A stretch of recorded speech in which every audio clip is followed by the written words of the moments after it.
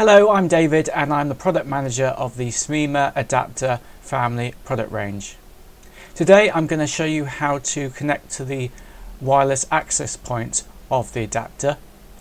This access point is on by default. You can disable it if required, and you can also use the Wi-Fi connections to connect to another wireless access point within the environment. However, I'm not going to show that today.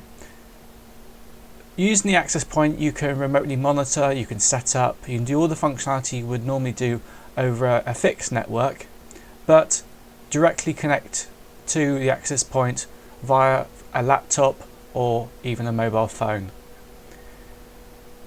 The scenario I'm going to give you at the moment is a situation where, for example, you want to conduct an upgrade.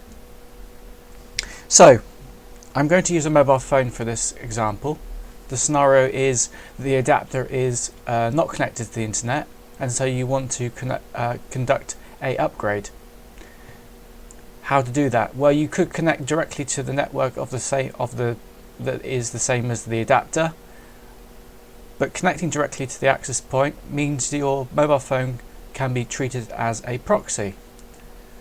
You can download the update file to your mobile phone, connect to the access point, and then do the upgrade as normal. So that's what I'm going to show you right now. So first of all, let's go to the adapter's website and support pages.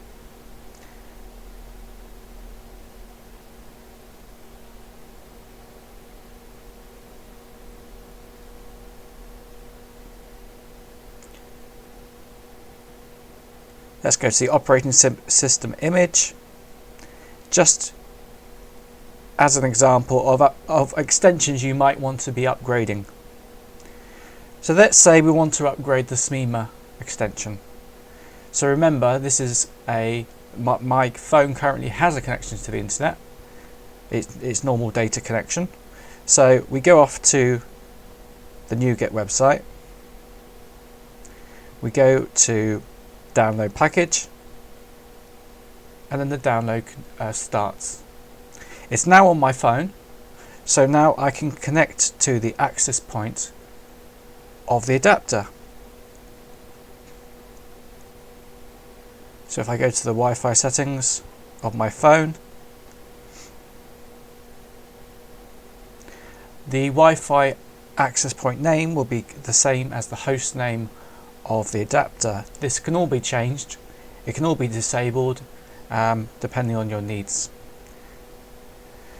So the one we want to connect to is the 68B1. Now enter the password. The password are always different depending on the adapters. More information can be found in the support pages. So we connect to that Wi-Fi access point, and now it says connected but no internet, and I'm using an Android device, and it will there you go, it will say there's no access to the internet, and we want to say stay connected, yes. So now we've got a connection to the access point. We can now experience the normal user interface of the adapter. The address in this situation is 192.168.86.1. I've got a shortcut here, so I'll use this shortcut. And there you go. We can have the normal access to the adapter via the access point. So I can change the normal user interface settings and everything that I would normally be able to access. Let's go to the settings area of the multi-plug. This is the super user account you created on setup.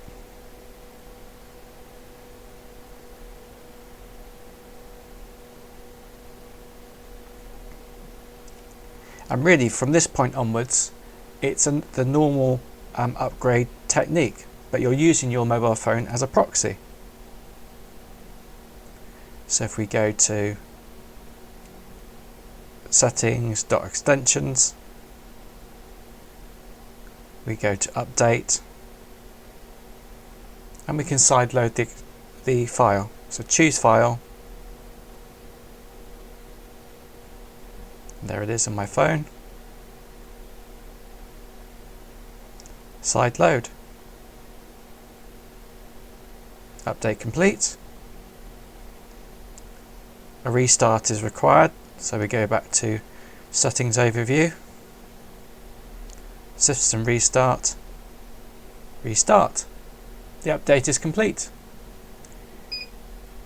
Elements of the user experience, the user interface, is a bit mixed, whether it supports mobile, a mobile view. As you see, the SMEMA interface is mobile friendly. Parts of the multiplug aren't at the moment, but you can always, on an Android device anyway, you can always say desktop site, which will take you to a desktop feel, and then you can just scroll in a normal desktop environment. I think that's a pretty handy trick. And so I hope that helps in scenarios where the adapter doesn't have internet access, but you do have a device, whether it's a laptop or a mobile phone, that does, and that means you can sideload updates. And monitoring is exactly the same as your normal monitoring, your normal user interface.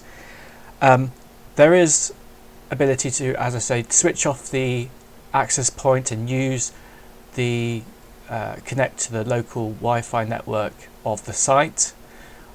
We wouldn't recommend doing that for data intensive applications because of natural latency between the Wi-Fi, but it's a good use if you just want to do some trials or understand how you would use the adapter before you run in cabling. So I hope that helps. Cheers.